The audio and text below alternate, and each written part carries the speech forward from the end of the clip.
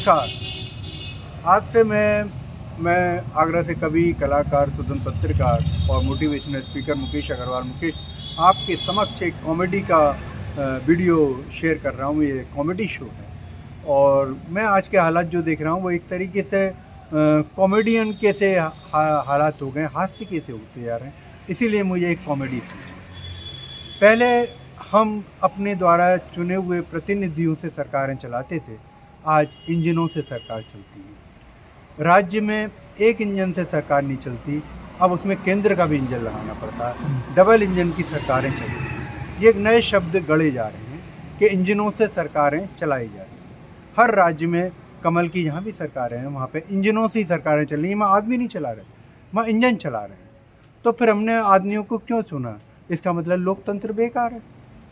Engine ही चलाएंगे सब काम। ये तो रेलगाड़ियों के इंजन हो गए या मोटरों के इंजन हो गए। ये एक हास्य का विषय है। आप इस पर विचार कीजिएगा कि मैं क्या कहना चाहता हूँ कि इंजन शब्द का प्रयोग ये मीडिया कर रहा है, वो तो किसके उस पर कर रहा है। दूसरी चीज़, मैं एक नई बात कह रहा था कि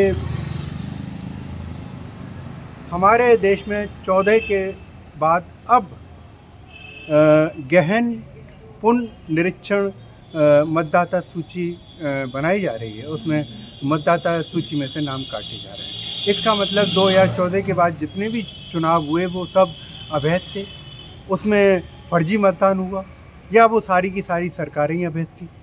यानी कि सरकार को इससे पहले कभी होश नहीं आया कि वो इनको चीज़ों को देखती कि कितने घुसपैठी हैं, कितने इसमें नकली नाम हैं। अभी अचानक बिहार के चुनावों पे क्यों आया? ये सबसे बड़ा सवाल है जिस पे सुप्रीम कोर्ट ने भी अपना बात कही थी कि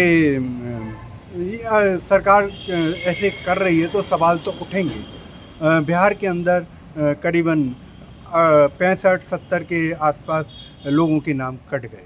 अब वहाँ के परिणाम क्या होंगे ये तो ऊपर वाला जाने, लेकिन अचानक ऐसा क्या हुआ?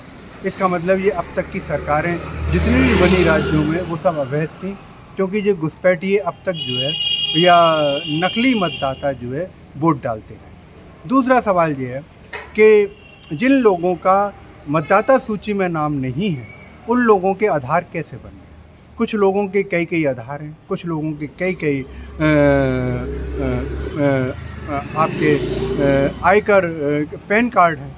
तो ऐसा कैसे बन सकता है? ये मतदाता सूची में ही आदमी नहीं है तो उसका आधार कैसे बने? बिना आधार के कोई काम नहीं हो। आज पूरा देश मोबाइल पे चल रहा है। अगर कल को मोबाइल ना होगा, कल को जो है इंटरनेट ख़त्म हो जाएगा या हेल्डअप हो गया या कोरोना की तरह इस पर वायरस डाल दिया तो क्या हमारी अर्थव्यवस्था बैठ जाएगी? आज बैंक में जाओ तब खाता या एफडी का पेमेंट तब होता है या आपका खाता खुलता है जब आपके पास मोबाइल नंबर होता है, वो आधार से जुड़ा होता है।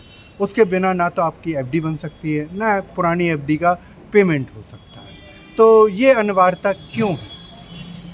एक बात और मैं कहना चाहता हूँ कि सरकार ने जीएसटी हटाया लेकिन इसका रिजल्ट कहीं भी दिखाई नहीं दे रहा। सरकार ने 5% और 18% दो स्लैब बताती है, लेकिन एक तीसरा स्लैब भी है जो 40% का है, जो 12 को समाप्त करके और 28 को समाप्त करके 40% का बनाया गया है। वो लग्जरी आइटम पे है। कौन से लग्जरी आइटम है जिन पर 40% का जीएसटी लग रहा है? ये अक्सर जनता को नहीं मालूम है।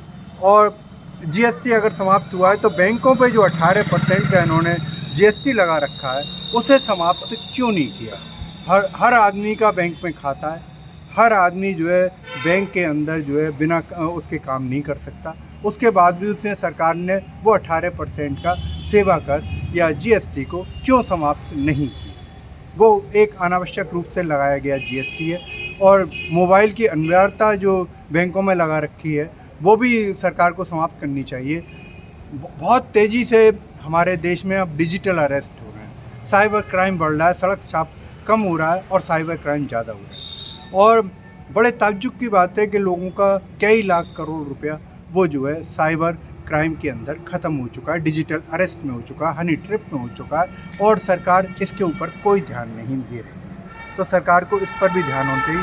पहले सड़क छाप जो है वो चोर उचक्के होते थे, अब जो है वो साइबर क्राइम के अपराधी हैं। और ये कौन लोग हैं जो इस तरीके से कर रहे हैं और पकड़े नहीं जा रहे? तो लोगों को खाते की जानकारी कैसे पता चलती है कि कई करोड़ रुपया इसके पास पड़ा हुआ है।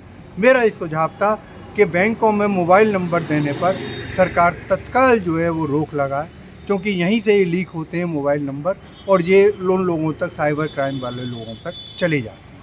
ये मोबाइल की अनिवार्यता समाप्त करें। सरकार ये चाहती है कि हर आदमी मोबाइल खरीदे। ये एक तरह का मोबाइल से लोग मनोरोगी हो गए, मनोविकृतियाँ आ रही हैं। एक बात और मैं कहना चाहता हूँ कि ये एक कॉमेडी शो है, हमारा इससे कुछ लेना देना नहीं है। अगर इसमें कुछ बातें आपको सत्य लगती हों तो एक सहयोग रहेगा।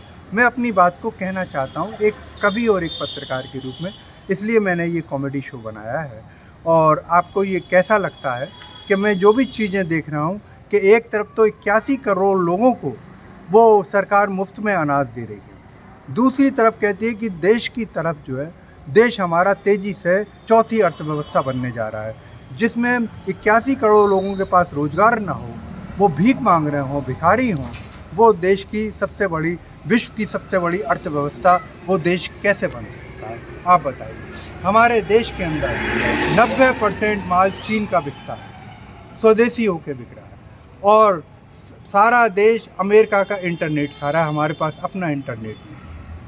ये सारे ऐप, यूट्यूब, इंस्टाग्राम, ये सब के सब जो है अमेरिका से चल रहे हैं। अब सबसे बड़ा सवाल ये है कि कल को अगर इंटरनेट बंद होता है या अमेरिका जो है इस पर चाल खेलता है या चीन माल देना बंद करता है, तो क्या भारत के अंदर भुखमरी फैल जाएगी, भारत गुलाम हो जाएगा? अब ये सवाल कई उठते हैं, क्या हम खोखली अर्थव्यवस्था में कब तक जीते रहें? अब सबसे बड़ा सवाल ये है, इसमें देश की जनता को सोचना चाहिए कि देश कहाँ जा रहा है। आज जब भगत सिंह की आत्मा या स्वर्ग से देख रही होंगी, वीर सावरकर की, चंद्रशेखर आज़ाद की, सुखदेव जी की, जितने हमारे शहीद हुए हैं, तो वो रो रही होंगी, उन्होंने आज़ादी दिलवाई थी। तो ये तो हम अपने लोगों के आधे ही लुट रहे हैं। देश की जनता भूखी मर रही है और लोग बाग उनको ये लॉलीपॉप दे रहे हैं, जो सत्ताधीश हैं, सत्ता के सीन है के साथ देश जो है बहुत खुशहाल है। खुशहाली के 11 साल हम यही राग आलाप रहे हैं, सारा देश स्वदेशी हो रहा है, लेकिन कहीं भी हमें स्वदेशी नज़र नहीं आ रहा। हर नेता जो है एप्पल का मोबाइल लेके घूम रहा है। एप्पल हमारा जो है स्वदेशी तो है नहीं, तो फिर वीवो का मोबाइल लेके घूम रहा है, तो ये तो स्वदेशी है नहीं। सारी की सारी चीज़ें जो है वो चाइना से चलनी और एप्पल जो है वो अमेरिका। तो इन चीज़ों पर सरकार को ध्यान देना चाहिए। मैं आपको मेरा ये वीडियो कैसा लगा, मैं अगली कड़ी में आपसे फिर बात करूँगा। तब तक के लिए मुझे इजाज़त दीजिए और इस वीडियो को अधिक से अधिक लोगों तक आप शेयर कीजिएगा, पहुँचाइएगा। धन्यवाद।